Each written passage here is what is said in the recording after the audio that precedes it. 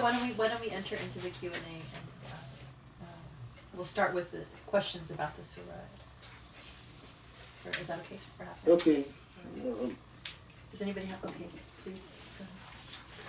Go ahead. So there are a few, usually, there are a few interesting points when it comes to the grammar and balagha in this surah. When it refers to وَمَا خَلَقَ الذَّكَرَ وَالْأُنْثَى, and it's qasam, and you hear a lot when people in the time of the Prophet ﷺ, they would say وَالَّذِي نَفْسِي بِيَدِهِ as a way. So I was intrigued to see that used وَمَا instead of saying وَالَّذِي or وَمَنْ.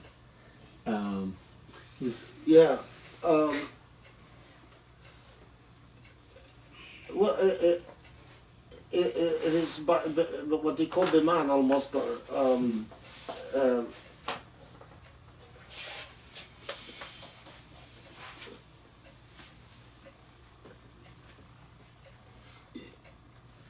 What I was thinking, it is قسم بمعنى قسم with خلق الذكر والأنثى. There is a difference, a subtle difference between ma and man, because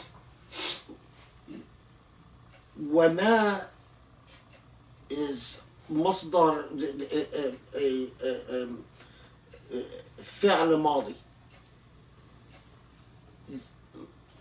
while man is مبني على المجهول. So I mean, it's very hard to translate this. So the difference, if I try to translate for the benefit of other people, sort of the difference, if I the most clearest equivalent in English is that difference if I say وَمَا خَلَقَ الذَّكَرَ وَالْأُنْثَى, it says who created male and female, as opposed if I said what created male and female. But that's not, how do you translate this? It's very difficult.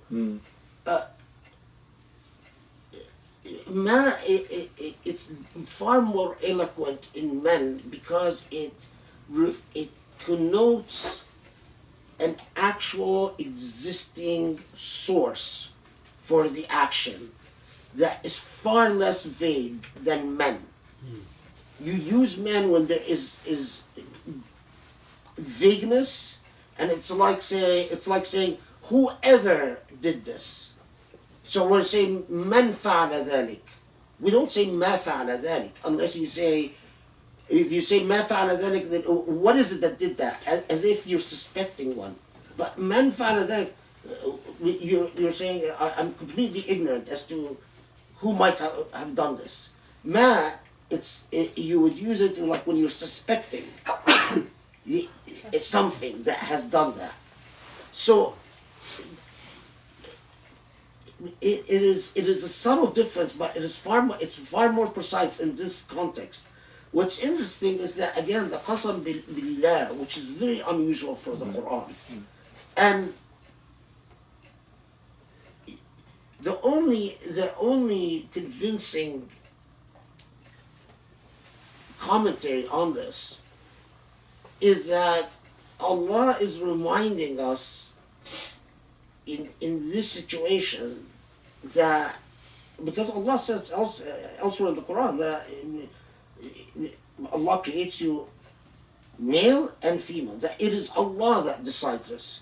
It is not an accident, and it is not any other source, and it is not your amani, it is not your wishes. It is Allah that decides who among you is male and female, and that it is a part of the entire equation for humanity in the same way that night and day is a part of the equation for existence itself.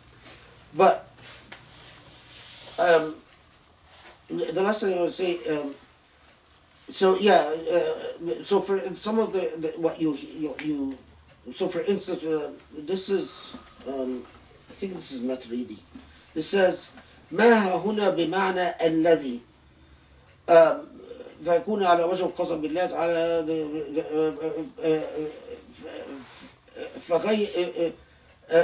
فاستعمال غير الذي فكأنه بناء على المجهول, which is basically what we're saying. Yeah, I felt it had more divinity to the meaning. Well, yeah, because Right, it's referring to Allah specifically. Yeah. Right, it's like right. pointing our attention.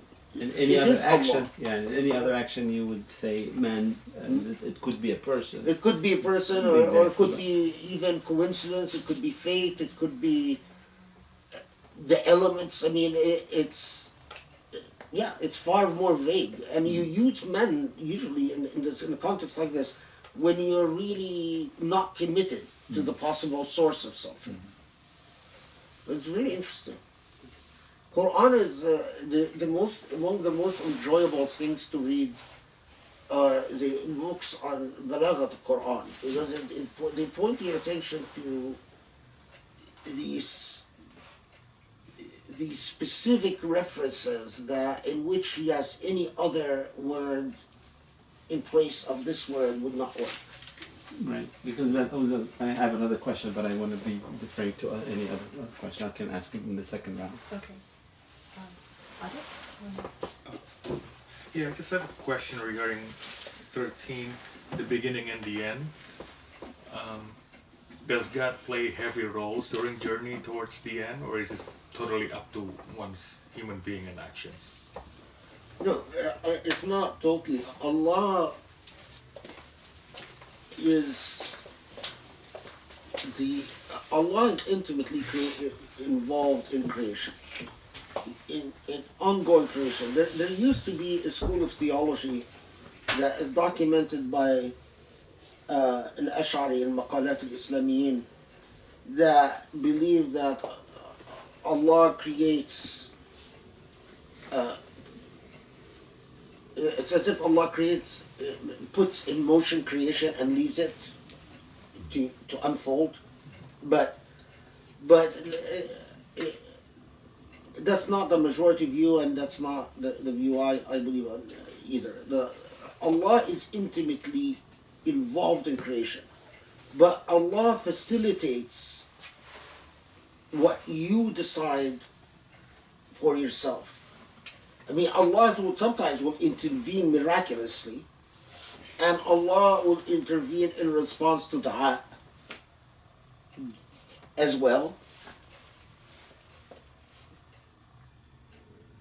But it is like it's like someone, sailing a ship on the ocean, right? Well, where the ship goes, yes, it depends on the sea and it depends on the wind, but it also depends on the captain.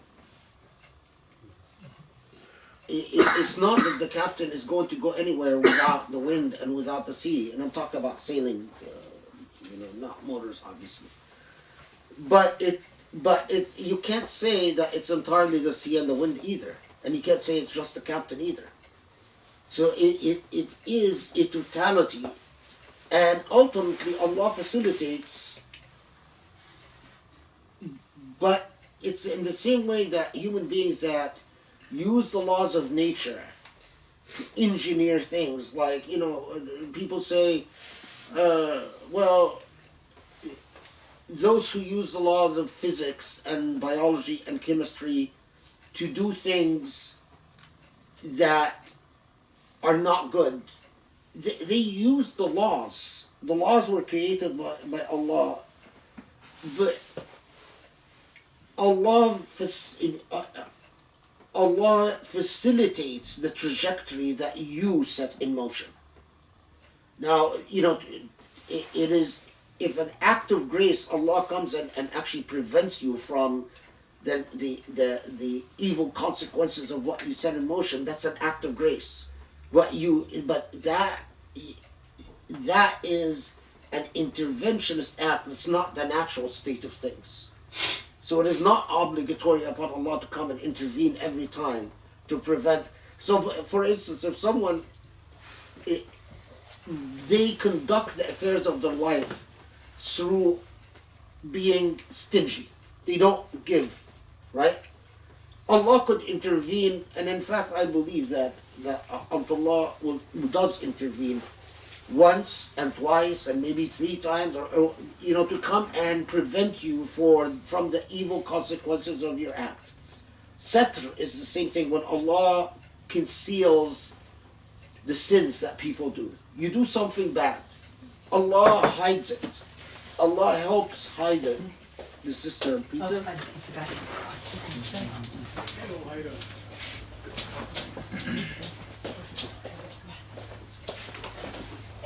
Allah allows it to remain, doesn't expose you, doesn't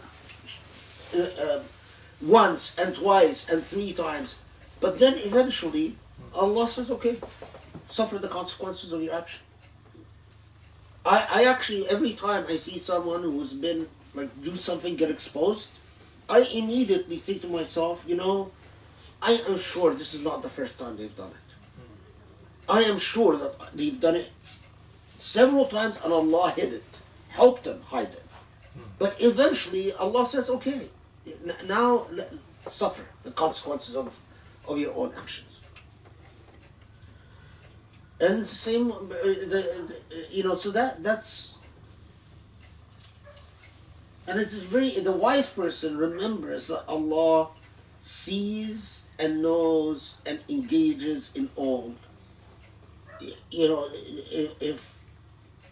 If you do something wrong and Allah hides it, the wise person would know that, okay, Allah let me get away with it this time in front of people, but I can't count on this happening again.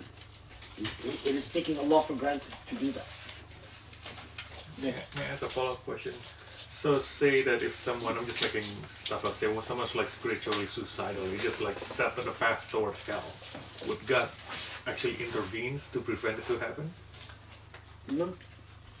I mean, of course Allah can do whatever, but if in the same way that the laws of gravity are the laws of logic, the laws that rule our universe, if you are determined, if a person is determined to be spiritually suicidal, Allah might send them signs, might give them,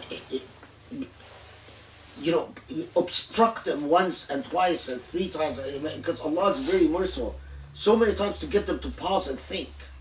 And in fact, every person that I know of that have gone down the wrong path, you will find in their lives there were numerous moments where they could have completely changed course. They listen to prayer at some point and it touches their heart. Something happens, they hear a story that scares them. There are constantly, you'll find that there were numerous moments where they could have, are really signs from Allah to say, hey, this is going to take you down a really bad path, pay attention. But they insist on neglecting it. And I can't remember in my life encountering anyone, maybe it was a possible exception of the street children, but even the street children, each one of them there are points where Allah is directly intervening. Like for instance, one of the street children that I remember coming to know, they met a very his name was Hussam, just one of the some very kind woman who was truly willing to help this kid go to school and so on, and then he ended up robbing her. He struggled, I don't know for how long. He told me the story that he ended up just, he doesn't know why he did it. She was very kind and so on. And he just, when she she went to, she invited him into her apartment and give him clothes and food and so on, and then he ended up stealing something and running away. And and I thought to myself, this was not that woman, that was Allah talking to you at that moment. An opportunity, a chance.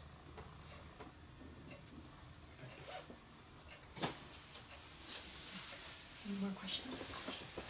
Mohammed? Yes. So my second question was, and also another intriguing, two intriguing parts of the surah so far. One is when you look at the فأما من أعطى واتقى وصدق, and then the opposites. Yeah. بخل واستغنى. So استغنى seems like not really true opposite of taqa.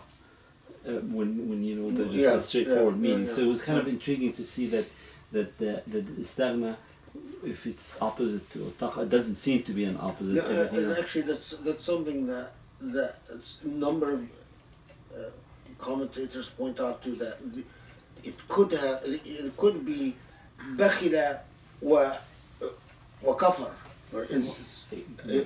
But the fact that it broke away from the muqabala, the coupling and the one and the thing and its opposite things are opposite, actually underscores it's a point of emphasis. Right. It is like saying, pay attention here. It is not just an issue of the opposite of taqwa, but it's an independent moral failure. Right. That is in itself a point of pause, and that is that this thing. It's not. There's no muqabala bin al-ittaqa wal istighna, but it actually what it does is it gets you to pay attention. Oh, istaghna. So why does it say istaghna in this context, in this situation, in this place? Which is one of the طرق البلاغية in the Quran, that when it gets you into a pattern, like فبأي آلاء ربكما تكذبان, for instance, in Surah Al-Rahman. But it breaks the pattern whenever it wants to say, "Hey, wake up! I have something really important to tell you." Which is some of the most remarkable points of balagha about the Quran. I mean, and again, the reason it's a kitab marjas, it's that even the maqamat al-hariri, which is as from Nath point of view, if you want to point to the ultimate in Arabic balagha in Nath, not even in poetry, you point to maqamat al-hariri, but Maqamat al-Hariri doesn't even come close to the point in al-Turuq al-Balaghiyya that we find in the Quran. Among them is this. Yeah. And then the way the tawqid was happening in Inna alayna lal-huda wa inna lana al-akhir. I was always intrigued by this because a way to say it is Inna al-huda alayna, or al-huda alayna. Yeah, that's actually a really good point. Yeah. To put in Inna alayna lal-huda. And then the lam also is another way. Yeah, it's a ta'keed. It's an underscoring. It's right. Like don't think huda is happens without us. Right. Or that it is not obligatory. We must, in the same way we created creation, we must give you guidance. Right. So that's lam al-ta'kidiyya here. Three ways. Inna, yeah. and then putting alayna or lana first, and then lal huda.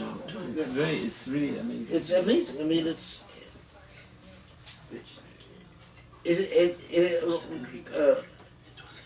whenever you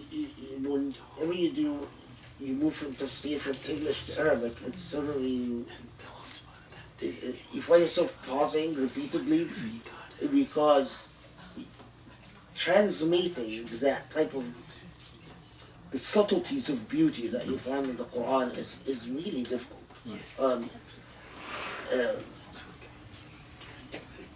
Yes, I mean, I don't know if we have in English something equivalent to a way that you emphasize something thrice, Right. without saying In one thrice. sentence. Exactly. Yeah. Yeah. In one But short that's- sentence. yeah, in one short sentence. It's very profound. I mean, just it's and at the time, and especially there are of course many imitators after the Quran, but imitators meaning who try to use that method of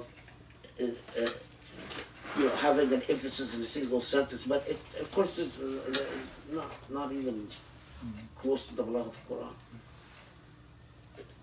Yeah. Just a Go ahead. question.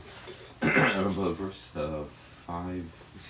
verses 6 and 7 where it's وَصَدْ بِالْحُسْنَى and so and you connected that to Allah showing a person their true purpose, or helping somebody, facilitating work, having somebody go towards their true purpose, and somebody fighting against that. You had mentioned something about people all their lives struggling with themselves and fighting against themselves from what their true purpose is. And so how do we actually go about trying to figure that?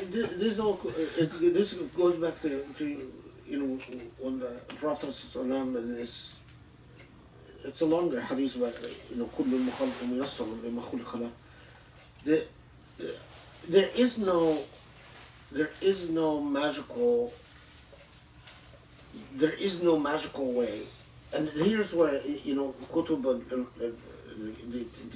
when you read in Rawhaniyat, you get where you have actually people discussing it. But there is no magical way, except that the closer you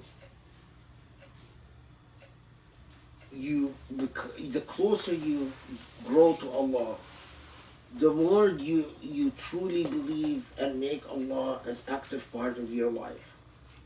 The more your dua, when often اللهم يسر ولا تعسر اللهم قدم لي الخير. Often when you are at elementary stage, often people want to do dua for specific things, and they ask Allah for particular things. Allah, I want this. Because in part they don't feel comfortable saying, Allah, just give me whatever is best. Because they're afraid that whatever, and that's sort of a lot of people don't want to admit this, but they don't want to do dua, just Allah give me whatever is best, because whatever Allah might give them, they might not be what they want.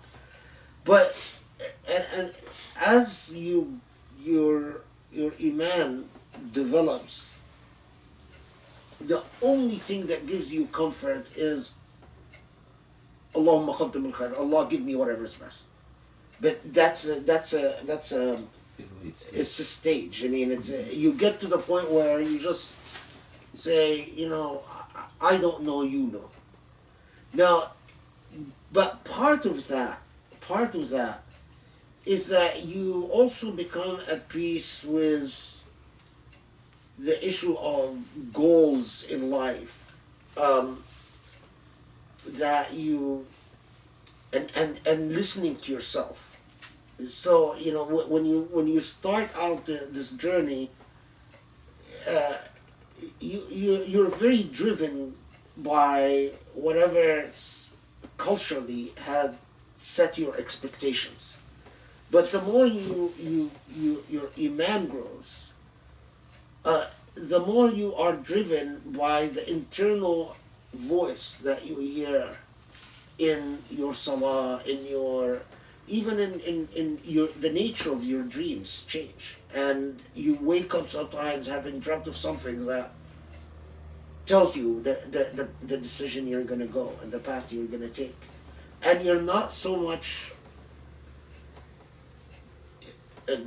the issue of getting the social approval for your achievements don't become as much as a preoccupation as, but it's a process. I mean, among those that like even in the field of fiqh and theology, there are two types that you meet in the field of those who study Sharia or Aqidah or Tafsir and so on.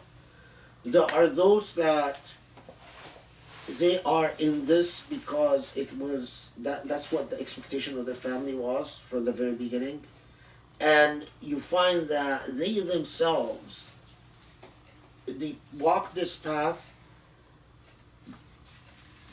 but you're not sure if they even have the Aqidah.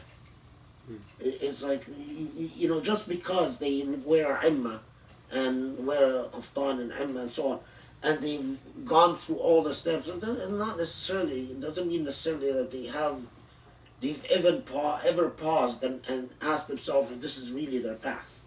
But this is what has been done. But then you meet people who actually are going against all the expectations of their family, and in fact are doing what they're doing because out of passion and love and conviction and belief, and their family is completely unhappy with the fact that they're studying to become some expert in Sharia or something like that. And there it is. What is the source of their motivation is that their iman has reached a point of transparency that led them that path, towards that path. But you find that in every profession. It's in the same way that, you know, you even in you know, I meet some students who are truly passionate about the law. It's I you know I even in just encountering them in classrooms, I can't imagine these kids could have been anything but. And these are the kids that you usually end up doing, you know. And then you meet a lot of people who are not even sure why they're in law school. You know, it seems like some of them because there's a social expectation, some of them because they didn't know what else to do in life. And so they reach a point, it's like, well, might as well go to law school. That type of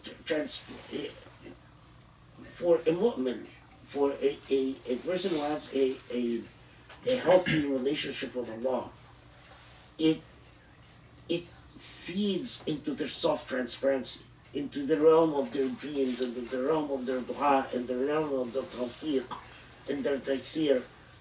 So that, you know, that's, but I always tell, in the same way that kadhib ala al-ghayr, lying to others, is a moral failure, lying to yourself is also a moral failure. So being honest with yourself is the hardest thing. We all, you know, people say that, but it's truly hard. And confronting, catching yourself lying to yourself, because it is, if you cannot be truthful towards yourself, it's very hard to be truthful towards others. But catching yourself doing it, we don't emphasize this enough in our moral upbringing. Well, I don't think that sidq is possible. Being the Prophet ﷺ is Sadiq al-Amin, and Abu Bakr al-Siddiq was Siddiq because of his sidq. What, in order to be a Sadiq, a person that is truthful, you have to be. I don't know how it's possible without being Sadiq with yourself first, truthful with yourself. You know, Sisi ruined the word Sadiq for me, because now everything, when I said in order to be Sadiq, and then of course Sisi's voice came in my brain, Ana Sadiq Awi, Sadiq Awi. Of course, you know, and he's a really good example of how Yeah, the completely sidq can become completely useless word.